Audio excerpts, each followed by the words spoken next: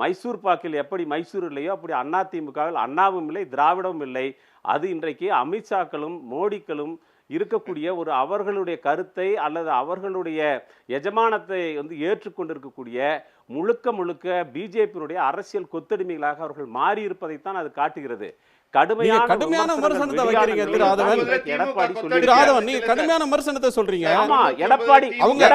அதிமுகவினுடைய அதிகாரப்பூர்வமான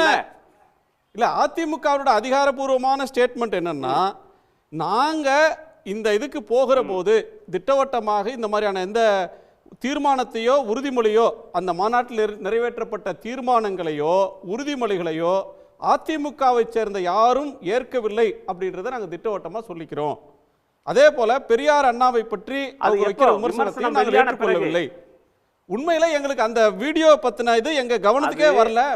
மாநாடு முடிஞ்ச பிறகுதான் தெரிஞ்சுக்கிட்டோம்ன்றாங்களே. இல்ல குணசேகரன், தூத்துக்குடியில் துப்பாக்கி சூடு நடத்தி 17 பேரை கொன்னப்பவே நான் உங்களை மாதிரி டிவியில் பார்த்தா தெரிஞ்சுக்கிட்டேன்னு புழுகுனவர் எடப்பாடி. அப்படி இருக்கும்போது அங்கே நடந்த மாநாட்டுக்கு சாட்சியாக, அங்கே காட்டப்பட்ட காணொளிகளுக்கு சாட்சியாக அவருடைய கட்சி தலைவர்களே இருந்திருக்கிறார்கள். அவங்க என்ன செஞ்சுருக்கணும், இப்படி தங்களுடைய மதிப்பிற்குரிய தலைவர்கள் அவமதிக்கப்படுவதில் எங்களுக்கு உடன்பாடு இல்லை என்று அந்த நிமிடத்தில் அவர்கள் வெளிநடப்பு செய்திருக்க வேண்டும்.